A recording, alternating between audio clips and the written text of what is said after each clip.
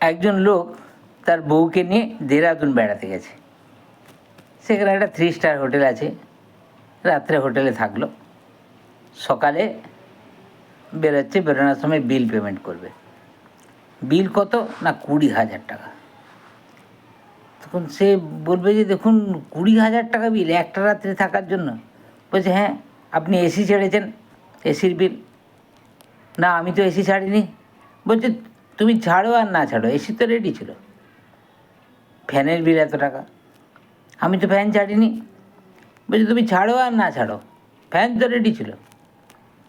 তারপরে বলছে খাবারের এত টাকা বিল, আমি তো সেরকম কিছু খাইনি।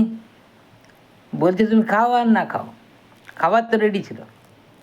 বলে সে কী করলো, টাকাটা দিয়ে ঘুরে পড়ছে। আবার কিছুক্ষণ পরে উল্টে সে মালিকের কলারকে ধরে নিয়েছে। বলছে এই 50,000 টাকা দে। বলছে কেন না, তুই আমার বউয়ের গায়ে হাত দিলি কেন? বলছে আমি তো হাত দিইনি তোমার বউয়ের গায়ে। বলছে তুমি দাও আর না দাও, ও তো রেডি হয়ে বসেছিল।